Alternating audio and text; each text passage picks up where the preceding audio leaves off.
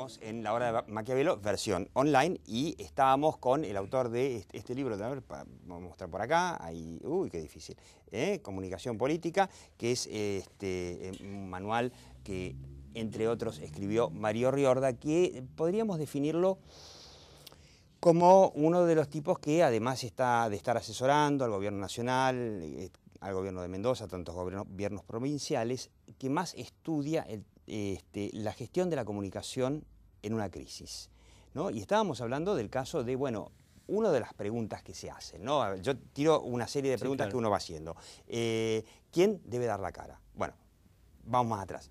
¿Hay que dar la cara? ¿Quién debe dar la cara? ¿Alcanza con que sea un vocero o tiene que ser el número uno? ¿Es lo mismo en una empresa que en un gobierno? Y gobierno no me refiero solamente nacional, puede ser un gobierno municipal. ¿Dar o no dar una conferencia de prensa? Cuando los medios tienen legítimas preguntas para hacer. Las empresas se lo plantean. El gobierno, un gobierno, puede plantearse, ¿doy o no doy una conferencia de prensa? ¿Cómo salir de la crisis? ¿Tengo que pedir perdón? Los políticos no piden perdón. Las empresas están empezando a aprender a pedir perdón. En fin, una serie de preguntas que pueden tener distintas respuestas. Y estábamos analizando, partiendo del caso, por ejemplo, de Cromañón, en donde, bueno, Mario Riorda dice que la comunicación de Aníbal Ibarra, posterior, obviamente, a la noche trágica de Cromañón, no fue tan mala, pero la realidad es que mucha gente y muchos analistas de comunicación dijeron, Aníbal Ibarra no estuvo. Obviamente que nadie esperaba que Cristina Fernández de Kirchner fuera al 11 en el medio de la tragedia y que en el medio del trabajo de los equipos de rescate. Pero algunos dicen, che, pero esa noche podría haber salido a dar un discurso de condolescencia. ¿Hace falta? ¿Cómo se hace para saber cuándo hace falta y cuándo no? Bueno, yo siempre digo que el capítulo más complejo de la comunicación política por lejos es la gestión de crisis. La gestión de crisis es definida como la ausencia de certidumbre, como la incertidumbre transversal. No obstante ello, no todo el mundo sufre la certidumbre y en esto siempre hay un cálculo claramente subjetivo para definir cuándo se está en un momento de crisis. Es creo que la parte más valiosa. Así es. ¿No? ¿Cómo sé yo? ¿Es una crisis o es un problemita menor? ¿Cuándo sé, estoy en una crisis y tengo que poner toda la carne en el asador porque si no fui? Bueno, yo creo que uno podría definirlo, aunque también es subjetivo el modo de definición, pero uno personalmente sabe cuando cree que está en jaque el sistema de valores que me sostiene. El sistema de valores puede ser el electorado, puede ser mi poder, mi prestigio, mi cargo, etcétera, etcétera. En este caso, no siempre la crisis de uno representa la crisis del otro, y yo creo que claramente la empresa TVA está en crisis, pero no creo que el gobierno esté en crisis, por lo menos con el nivel de datos altamente insuficientes que hay al día de hoy. Respecto a si vale o no la pena un posicionamiento temprano, siempre se recomienda un posicionamiento temprano, sea en el sector privado o sea en el sector público, aunque más no sea para decir efectivamente estamos trabajando para esto y marcar de alguna manera las reglas de juego de lo que sigue. ¿Cuál es la primera regla de juego que se marca? Normalmente es en qué tipo y de qué modo y cuándo y cuánto va a ser mi caudal de información respecto al hecho. Si yo luego decido comunicarme por Twitter, por comunicados, digo exageradamente por Twitter, por comunicados, por conferencia de prensa, será una definición preferentemente arbitraria. ¿Qué gano y qué pierdo con una conferencia de prensa? Lo que gano es control.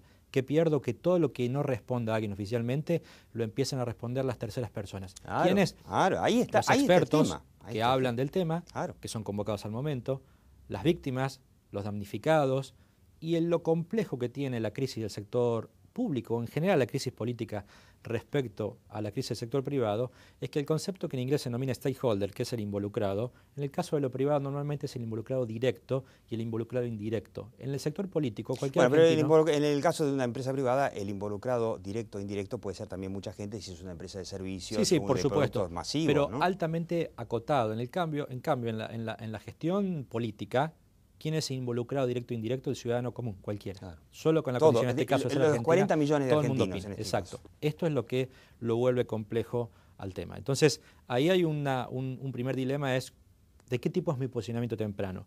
Yo, en lo personal, no recomendaría conferencias de prensa si es que mi comunicación va a ser asidua. Lo primero que hay que generar en todo caso es...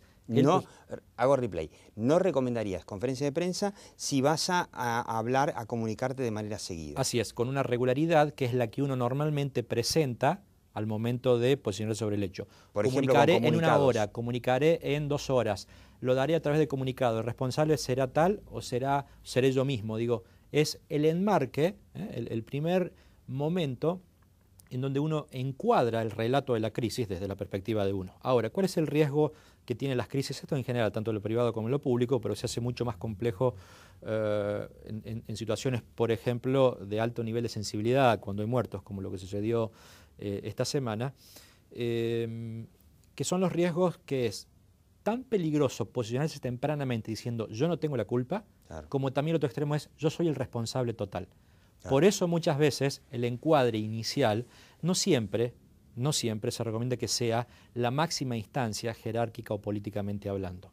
Básicamente porque todo el mundo carece de información, aunque sea el número 1, el número 2, el número 3 o el número 4 en el marco de una jerarquía política. Ahora bien. O sea, recopilo, es muy bueno salir a pedir disculpas. No necesariamente disculpas. Pero no necesariamente. No necesariamente disculpas, Diego, porque si yo pido disculpas, técnicamente me ubico de lo que se denomina el lado optimista, el lado pesimista, yo soy culpable. Entonces, el primero es el posicionamiento temprano funcionaría en algo así como el reconocimiento del hecho independientemente de las causalidades y de los responsables. Dado esto, yo diría es el punto cero de las crisis desde el punto de vista de la gestión comunicacional. Luego uno, estableciendo un control comunicacional de lo que se denomina célula de crisis, que es la gestión única con un único hablante, al menos representando al gobierno o a la empresa o lo que fuere, uno puede determinar luego cuál es mi punto 1, que es el cortísimo plazo, la urgencia. Las víctimas están siendo trasladadas a tal nosocomio, los familiares pueden ir a tal lugar, etcétera, etcétera. Luego una comunicación de mediano plazo, si lo analizamos por caso en el ejemplo que vos dabas del caso de Buenos Aires con Cromañón, era de alguna manera cerrar todos los establecimientos e ir abriendo uno por uno en función de ciertos requisitos nuevos, y luego una comunicación de más largo plazo que tendrá que ver con la dimensión judicial, el resarcimiento de daños, el cambio de normas, de procedimientos, etcétera, etcétera. Entonces, el punto cero es el encuadre inicial en tanto reconocimiento del hecho, y luego hay un cortísimo plazo que tiene que ver con la urgencia, especialmente de los damnificados directos preferentemente, un medio plazo y un largo plazo que normalmente en las crisis suelen llevar mucho tiempo y constituye, no siempre, dependiendo de la calidad de las crisis, lo que se denomina crisis de sombra larga, crisis que no terminan nunca, no cierran. Bueno, el caso de Cromañón es claro, total, que no producen clausura de las crisis, aunque se hubiera querido no la producen y quedan indefinidamente sostenidas en el tiempo. No sé si el caso de la crisis del 11 va a tener una sombra tan larga. Evidentemente a esta altura, hoy es domingo, todavía no habían reestatizado o le habían quitado la concesión a TVA. Pero evidentemente el tema tampoco va a ser Diego, tan corto. Normalmente la crisis requiere de 2 tipos de clausuras. Lo que se denomina la clausura operativa de la crisis, que tiene que ver con la dimensión logística que dio origen a la crisis, y hay una clausura de tipo política. Ninguno de las dos, desde el punto de vista de la lógica del procedimiento de crisis, pueda estar primero o segundo, y hay veces que las dos cierran de golpe, o que una cierra, la otra no, o que las dos permanecen abiertas, ¿sí? Es probable que aunque cierre operativamente, vamos a imaginar que se conocen las causas, se clausura ese ramal, se cambia la maquinaria, se produce una complejidad, una mejora de los procesos de control, etcétera, etcétera, probablemente queda abierta la dimensión de la crisis política. Pero la crisis política probablemente afecte menos al gobierno, intuitivamente hablo, que a la empresa, que seguramente será la más damnificada. Sí, además el gobierno, por supuesto, preferirá pasarle toda la responsabilidad a la empresa. Ahora, sería lógico. En el medio de toda esa crisis hay otros elementos. Por ejemplo, están los medios y está la oposición, que bueno, en este caso en Argentina habla muy poco, pero alguno que otro habla. Están los sindicatos, están los damnificados. Están las redes sociales como un nuevo elemento que hace años, el manual de hace unos años no lo contemplaba. Y ahí se habla, se refriegan permanentemente problemas anteriores, que el mantenimiento no era suficiente, que no se invirtió, etcétera, etcétera. Y esto pasa en todas las crisis, no es que en esta puntualmente, en todas las crisis pasa algo similar. Dar o no dar una conferencia de prensa en esos casos, por ejemplo. ¿Quién debe hablar? ¿Cómo hacer para que la crisis, que esa sombra, que no sea tan larga, que termine en algún momento? Bueno, a ver, respecto a las conferencias de prensa como hecho puntual. Yo creo que en gran parte, este es un modelo latinoamericano en general, se ha bastardeado el uso de las conferencias de prensa, en tanto en cuanto se da conferencia de prensa por todo y todos. Este es un problema porque en general la conferencia de prensa se presupone que implica de alguna manera una noticia democráticamente hablante, equidistante para todos los medios, que todos tengan la misma información de una persona en el mismo momento. Esa es la función de la conferencia Exacto. de prensa desde que se la inventó. Así es. Digo que es una información de tipo equitativa. No obstante ello, yo no soy partidario de modelos en general y creo que hay una estructura del tipo de conferencia de prensa pensadas en algún momento, en algún lugar. Por ejemplo, la Konrad Adenauer tiene un escrito sobre el tipo de conferencias de prensa la que se usa en Alemania, norteamericana y alemana, básicamente, exacto. En donde el que la maneja no es, por ejemplo, el gobierno, sino los periodistas mismos. Son los que convocan y los que dicen quién debe hablar, cuánto tiempo debe hablar y a quién debe responderle, cosa que no es menor, a quién debe de responderle. De todos modos, ese es de alguna manera un deber ser, yo diría... Argentina año verde. No, yo diría, escrito por un modelo de actuación en un contexto donde difícilmente tenga que ver con nuestro contexto por múltiples razones. Yo creo que la comunicación política hay que entenderla y particularmente en nuestra realidad como herramientas imperfectas para contextos imperfectos. Desde este punto de vista, entonces... Y la Argentina es imperfecta. Sí, pero claramente. Desde el punto de vista, entonces, hay que tener en cuenta que hay un modelo con una sobrecarga de estilo muy volcado hacia este lado en toda América Latina, yo diría representado por tres tipos de acciones que tienen que ver con la comunicación presidencial. Por un lado, una comunicación de tipo directa, no mediada por prensa, en donde, de alguna manera, el actor prensa como tal es invitado ex post, una vez que la comunicación se ha dado, o en el durante. Esto en algún momento fue el atril, como se le llamó aquí en tono crítico, pero que tiene múltiples manifestaciones y que curiosamente ya no es tan solo un modelo al estilo latinoamericano. Obama es uno de los primeros que disruptivamente rompe con este paradigma, comunicando vía columnas de opinión en un medio arbitrariamente definido, por ejemplo el New York Times, o bien vía Twitter o vía comunicados, y no actuando vía conferencias de prensa como regularmente, especialmente antecesores. Bueno, pero Obama sostiene conferencias de prensa. Sí, no exacto, con la frecuencia exacto, quizá no con la frecuencia pero anterior. A Obama no le perdonarían no tener por lo menos una conferencia de prensa por mes cuando hay un montón de temas. Sí, está claro, candentes. pero como quiero decir que es una personalidad que ha ido cambiando una cultura política preestablecida sin costo desde el punto de vista de usar o no usar ese instrumental. Pero decía, la comunicación directa, vía el medio, el mecanismo que se genera, es un estilo. El segundo elemento es, de alguna manera, el marcar una distancia, algunos podrían decir demonización, de ciertos actores de la prensa, etiquetándola como prensa extranjerizante. Clarín es el caso más interesante en Argentina, pero es el único. En Perú respecto al Diario del Comercio y en distintos países respecto, recordemos, antes de terminar su gobierno, el propio Lula da Silva diciendo que la verdadera oposición en Brasil en el sistema de medios, refiriéndose básicamente a la Red Globo, etcétera, etcétera, etcétera. Y la tercera característica es la modificación de las reglas de juego del sistema mediático. Esta triple característica no sé si es buena y es mala. Lo que quiero decir es que desde el punto de vista de la efectividad está dando un resultado realmente importante en muchos gobiernos y uno lo puede analizar por izquierda o por derecha. Es un problema... O sea, la comunicación, para decirlo de alguna forma, puenteando a los medios. Los medios pueden comentar, pero yo no me someto ni a conferencias de prensa. Sí, la palabra es puenteando. Yo creo que es cambiando las reglas de juego para que la política hable con sus reglas en una clarísima tensión con el sistema de medios. Un norteamericano había definido hace 20 años a la comunicación política como un modelo de gemelas siamesas. Esto representa una condición con una ironía y un realismo muy interesante. Lo define como unas gemelas siamesas porque son mutuamente contraproducentes, tanto están pegadas, enlazadas, ¿sí? Pero funcionalmente son inseparables. Se hacen daño, pero no se pueden separar. Una depende de la otra para subsistir. La comunicación sin medios no tendría mucho sentido, políticamente hablando, y los medios sin la política se quedarían sin objeto. Ahora, esto es una tensión que... Ahora, cuando se refería a esos medios, ¿se refería a medios, digamos, del gobierno o a medios que puedan ser independientes y críticos? En general. Me parece que los sistemas de medios hay que analizarlos contextualmente.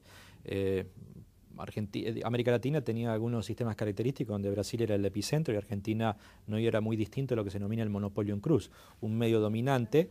Yo no utilizo la palabra hegemónico, me parece que la palabra es un medio dominante desde el punto de vista de una estructura y una matriz argumental conceptual que es descendente, pero además en cruz en tanto y en cuando no tan solo tiene un medio gráfico, sino además televisión, contenidos digitales, radios, ¿cómo son hoy todos los multimedios grandes en todo el mundo?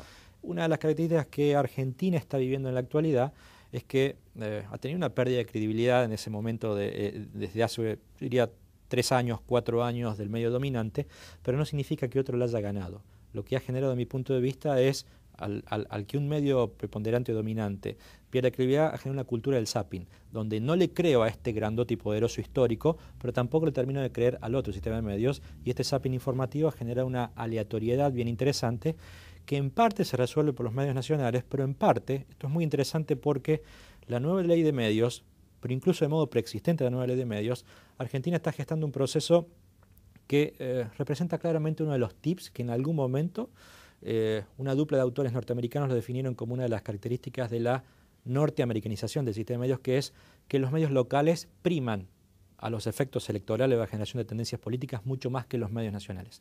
Argentina está pasando de una manera muy notable eso en las elecciones locales. En general. Para que tengas idea, más del 90% de los argentinos el día domingo no lee ninguno de los medios del área metropolitana, empezando por los dos grandotes que es Nación y Clarín. Este es un ejemplo muy interesante donde la localía todavía sigue siendo un elemento importantísimo para la información de las personas. Pero de mi punto de vista digo que quede claro esta postura. Que caiga uno no significa que ganen otros. En general, lo que se ha generado es un zapping informativo que probablemente hoy tenga un nivel de agravamiento superior, especialmente a quienes consumen las redes, esto en la juventud es muy notable, respecto a esta aleatoriedad o a sistematicidad de la información, en donde leen de todo. Leen un tuit de Dillenbergen, leen un tuit de Riorda, leen un tuit del Diario de la Nación, y les da... todo pese igual, por eso esa aleatoriedad. No, y además la pregunta es si, por ejemplo, dentro de todo el panorama de medios oficialistas, yo veo que el fútbol para todos, con el enorme rating que tiene el fútbol, le da al gobierno un espacio enorme para proyectarse. Por ahí, mucho más efectivo que todos los diarios oficialistas, porque es la primera vez que el gobierno tiene una ventana de alto rating propia. Claro. Desde el punto de vista de ventana de alto rating es indudable. Si uno analiza, por ejemplo, canales de noticias en donde transcurre gran parte de los programas políticos, ¿no? Digo, desde Metro, desde TN, desde cualquiera de las señales noticiosas, el nivel de rating es realmente insignificante o muy bajo comparado al rating que tiene Fútbol para Todos. Es muy importante, claro. Y eso es una novedad. Ahora, volviendo a las crisis, ¿no? Nosotros habíamos visto, bueno, Mario Riorda, si no me equivoco, sostiene que no es necesario pensar cuando hay una crisis grave que un gobierno tiene que dar una conferencia de prensa. Alcanza con comunicar permanentemente. Ahora, ¿qué se hace? Dijimos que están los medios, están las redes sociales. Si me permitís una intervención. Claro que cuando esa permanencia de la comunicación se siente poca, se siente mezquina, se siente parcial, se siente imperfecta, ahí notablemente se manifiesta la ausencia de la conferencia de prensa, en tanto y en cuanto el posicionamiento del encuadre que yo no doy como actor central para comunicar, lo empieza a dar los otros. Claro, te doy un ejemplo. La vieja crisis del avión del APA, que se había caído al lado del aeroparque, o en el aeroparque prácticamente, y entonces las cámaras de televisión llegaron enseguida, y la que no llegó a dar la cara es la empresa, ningún vocero absolutamente. Lo que encontraban los periodistas dando vueltas ese día y al día siguiente eran empleados, azafatas, gente que hablaba a falta de un vocero autorizado que decía cualquier cosa de la empresa. Así es. Y esa es la impronta que se generó. Porque un dato interesante, ¿no? Mario, cuando hay una crisis, como en el caso, por ejemplo, no sé, del Costa Concordia, las cámaras se centran en el tema muy poquito tiempo, 1 día, 2 días. Después no hay mucho tiempo para recomponer. Totalmente. Además, diría la batalla dominante desde el punto de vista de la gestión de la comunicación de crisis es producir el encuadre inicial que tenga que ver, obviamente, con mis intereses, mi escala de valores, mi relato, etcétera, etcétera. Cuando fallo en el encuadre inicial, en realidad fallo en el proceso de encuadre y es muy difícil retomar. Después esto. Es muy difícil. Hubo un caso paradigmático, más allá de que corresponde al mundo privado, de EasyJet en Norteamérica, la empresa de bajo costo, que ante la caída de un avión y la ausencia de encuadre de la empresa, aparece el secretario de Transporte norteamericano y dice, yo volaría porque he volado en EasyJet muchas veces, y el contraencuadre lo dio simplemente un mecánico de la empresa que dijo, no, esta empresa tiene el peor estándar en términos del control aeronáutico, y fue suficiente para destronar todo tipo de encuadre en términos de su peso específico en el momento que intentó dar el secretario de Transporte. Le costó la cabeza al secretario de Transporte en aquel lugar. No obstante ello, digo, esto también es interesante, más del 50% de la biblioteca sobre la comunicación de crisis, que no es buena ni grande, y está más bien centrada en el mundo del sector privado, no tanto en el mundo del sector político. Hay una ausencia de bibliografía absoluta en la cuestión, o de estudios, de investigaciones. Relatan que, o sostienen que el estrés o la dimensión del estrés, especialmente de quien es, no solamente quien toma decisión, sino de quien comunica, es una de las cuestiones básicas que explican los errores de las posturas comunicacionales. Sí, ¿no? Esto tranquilamente... Bueno, un caso, perdóname volver sobre el tema de la paz, ya terminamos, ya nos echa, ya terminamos. El presidente de la empresa tenía un tic nervioso, que en una situación de estrés obviamente terrible, la mayor de su vida, fallaba y empezaba a reírse, ¿no? Porque el hombre se reía, era pobre, era terrible lo que pasaba. Pero los nervios lo traicionaban. Sí, sí, totalmente. Digo, y ahí, por supuesto, embarró la crisis mucho más. Esto puede explicar también lo que ha sido la postura de Schiavi, digo, que ha sido polémica. El caso de Schiavi diciendo, mínimo, ¿no? Bueno, si hubiese sido fin de semana... Exacto, ¿no? Sí, entonces, claro, ahí uno suma el estrés por un lado con otro de los problemas que tiene el posicionamiento temprano, que es el exceso de dramatización. Y el exceso de dramatización, por ejemplo, en todo este tipo de cosas, tiene que ver con como el caso de Schiavi, ¿no? Echarle la culpa o sostener una relativa culpabilidad asociada a un evento, en este caso que viajan en el primer vagón y no en el último, o casos como eso, que en realidad lo que le quitan es sobriedad y linealidad a un relato inicial que debiera ser muy pulcro desde el punto de vista de la cantidad de argumentos a sostener. ¿Y qué hacer? ¿Cómo hacer para dominar los nervios en esa situación?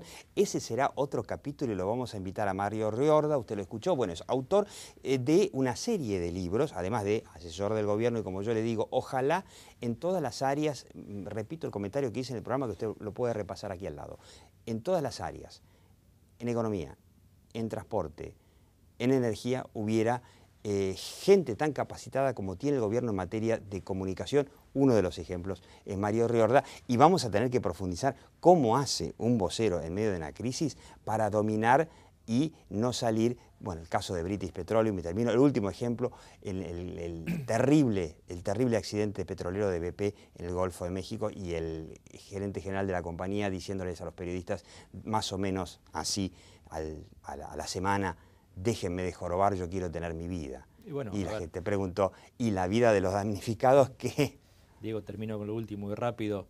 El actual presidente español, Mariano Rajoy, fue el responsable de la primera gran crisis del PP en su momento, con el caso del Prestige, donde, subestimando y en un exceso de dramatización para subestimar el hecho, dijo: se trata de pequeños hilitos de plastilina negra, que eran los chorros de petróleo que salían del barco sumergido hacia la superficie, ¿no? Sí, no, es sumamente interesante, así que esto es para otro capítulo con Mario Riorda, y usted siga viendo La Hora de Maquiavelo.